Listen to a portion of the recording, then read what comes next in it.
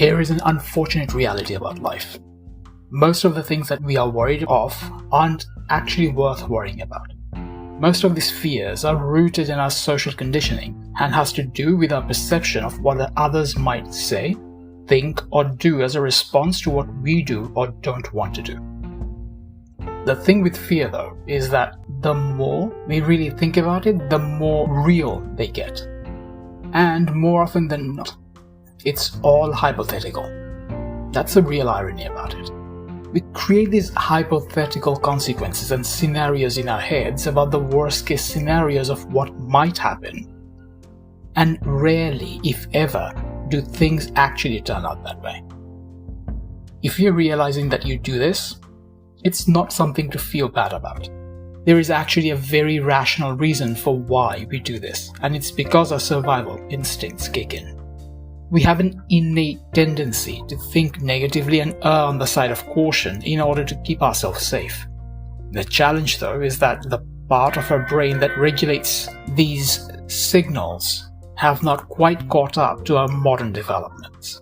That old part of our brain, the one that's usually known as the lizard brain, still thinks that a loud noise requires the same level of alertness as the rustling of a bush, with a potential predator lurking behind it. This is also why most people tend to excessively, sometimes even obsessively, worry about what others might think, since the lizard brain connects that to the same level of threat as losing your tribe and being left to fend for yourself. So it's a genuine concern, but not really something that connects to what you're worried about. The reality is vastly different from the assumptions that our lizard brains make. The high threat levels that our lizard brains attribute to different situations and scenarios are more often than not completely overrated. The perceived level of threat rarely ever matches the reality. The reality is that not every rustling or abrupt noise means that there is a saber-toothed tiger lurking behind a bush, and people thinking badly of you does not end up creating life or death situations. So not every fear is based on reality. However, that's not to say that our fear responses have no use. Fear does have use. Fear is useful and certainly has its function in our lives. After all, the lack of fear can make us reckless, which is a surefire recipe for trouble. Fear is definitely useful. We just need to modulate and moderate our fear responses so as not to overreact to things that pose no genuine threat. Our lizard brains are like old grandparents who get stressed about using a smartphone. There is absolutely nothing to be stressed about, but yet they do. If you have a really old grandparent or relative, you know exactly what I'm talking about. Our lizard brains have not quite caught up to how much our world has changed and how rapidly it continues to change, and to the fact that we rarely, if ever, experience situations that pose any genuine, real, actual threat to our lives. Our brains are genuine wonders of biomechanics and helps us achieve incredible things. We are at the top of the food chain despite not being the biggest and strongest animal in the planet, largely because of our brains. Our brains work by creating connections or neural pathways to develop cause and effect scenarios to help us process information better and faster. This is why we don't need to learn twice that touching something scalding hot is painful. Just once is usually enough to create a neural pathway that labels touching hot things as a painful action. But it doesn't always work to our favor though, because sometimes our brains end up mislabeling things for a whole host of reasons. If you want to learn more about why our brains do this, do a bit of research on how neural pathways are created. It's quite interesting. The point though is that our lizard brains have not quite caught up and adjusted to all the developments of our world. Our world keeps changing rapidly, but our lizard brains take a bit of time to adjust. Evolution takes time after all, but rather than wait for it to figure out what has changed and how and so on, we can fast track the process. We don't actually have to wait for our lizard brains to catch up on its own. We can give it a metaphorical boost up to get over the ledge faster and see things for what they are. The fact at the end of the day is that the connections we make in our brains can either help us or harm us. This is also a big reason why it's important to be mindful of what we think and say, but more on that another time. Thanks to neuroplasticity, each and every one of us is capable of creating new neural pathways at will. Okay, that might be a bit of an exaggeration, but not by much though, because we really can actively help develop new neural pathways in our brain.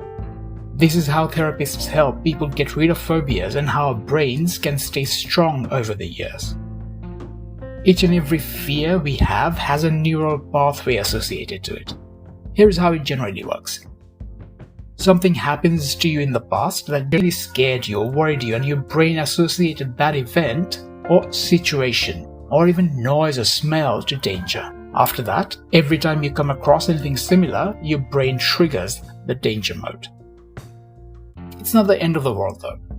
Once we become aware of our triggers, we can actively work to disable this internal alarm system, since most of the time the situation or experience that's triggering the danger alarm is not dangerous at all.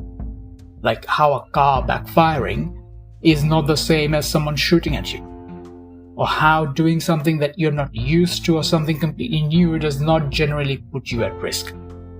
Unless what you're doing is genuinely risky, but then I would expect you to use your better judgment to take a call on that.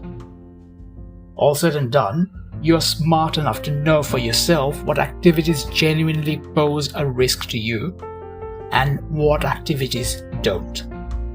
Your lizard brain might not always be as clued in though, so you need to teach it when worrying about something is not actually necessary. It's important to do these realignments and adjustments, not just because it will help you move forward in life, but also because if you leave your lizard brain to its own devices, you might end up living a life paralyzed by fears. Paralyzed by fears. I've known people like that, and it's very sad and tragic. Your lizard brain does what it does in order to keep you safe, but it hasn't quite caught up to how our world has changed and keeps on changing. This is why it falls on you and to each and every one of us to override our lizard brains when they overestimate the threat level of something. If there is a genuine cause for concern, by all means listen to it. But if it's causing you worry over little things that ultimately pose no genuine threat, then override it. But how can you do that? Well, here is how. Overriding your lizard brain starts with awareness. Because unless you are aware of an issue, you can't really deal with it. It is only when you become aware of the problematic thoughts and beliefs your lizard brain is creating that you can start to counteract and correct them. So awareness is the first step, and then comes action, as you need to do things to override the behavior, thought, or belief. Even though the mere awareness of the problematic thought or belief will often be enough to counteract and correct it, that won't always be the case. Most of the time, but not every time. Like in the case of dealing with phobias, where just knowing what your phobia is isn't enough to get rid of it. You need to do something to deal with that, which for phobias usually take the form of exposure to the thing that you have a phobia about.